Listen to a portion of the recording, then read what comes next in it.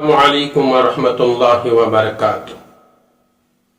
الحمد للہ رب العالمین والعاقبۃ للمتقین والصلاة والسلام علی اشرف الانبیاء والمرسلین وعلی آلہ واصحابہ اجمعین، اما بعد۔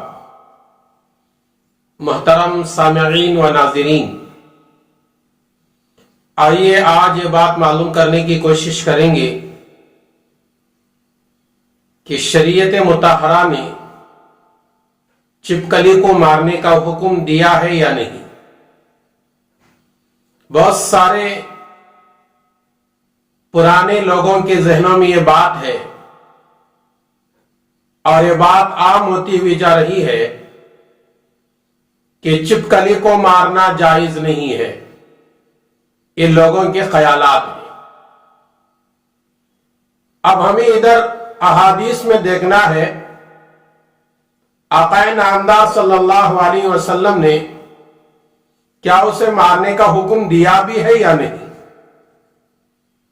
جب احادیث کے اندر ہم معلوم کرنے کی کوشش کرتے ہیں تو یہ بات ملتی ہے، حضور اکرم صلی اللہ علیہ وسلم کی صحیح حدیث ہے، صحیح مسلم کے اندر حضور اکرم صلی اللہ علیہ وسلم نے ارشاد فرمایا، گرگٹ جہاں بھی تم دیکھو اسے مار دو۔ ایک مار میں گرگٹ کو مارو گے تو 100 نیکیاں تمہیں ملیں گی۔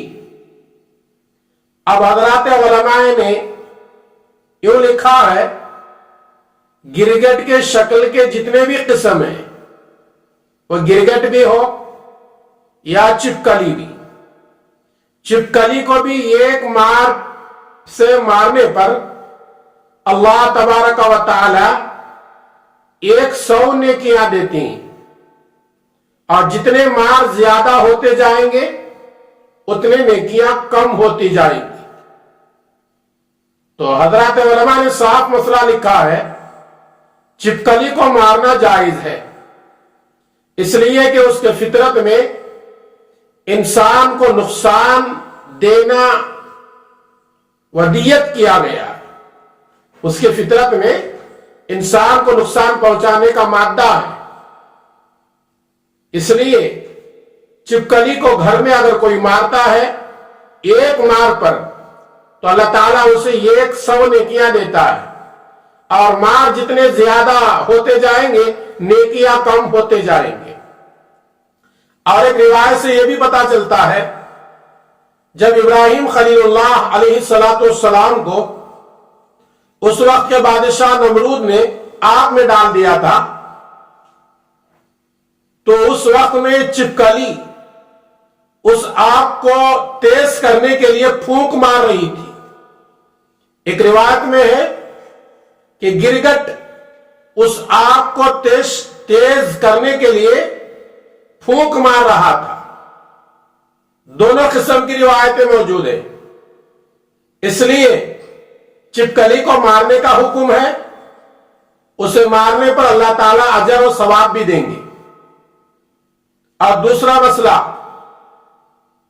کہ گھروں میں مکڑیاں جال بناتی ہیں، کیا اسے صاف کرنا ہے یا ایسا ہی چھوڑ دینا چاہیے؟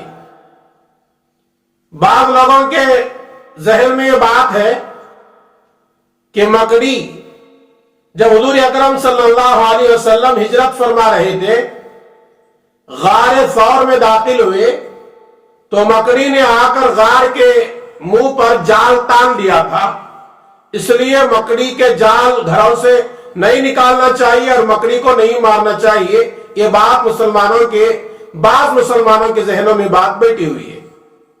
چلے آج اس مسئلے کی بھی ہم تحقیق کر لیں گے۔ حضرت علی رضی اللہ تعالی عنہ کی طرف ایک روایت منسوب کی جاتی ہے۔ حضرت علی رضی اللہ تعالی عنہ ارشاد فرماتے ہیں، حضور اکرم صلی اللہ علیہ وسلم نے ارشاد فرمایا کہ جس گھر میں مکڑی کے جال بنے جاتے ہیں اور جال صاف نہیں کیے جاتے، اس گھر میں غریبی داخل ہوتی ہے، تنگی پریشانیاں داخل ہوتی ہیں۔ یہ روایت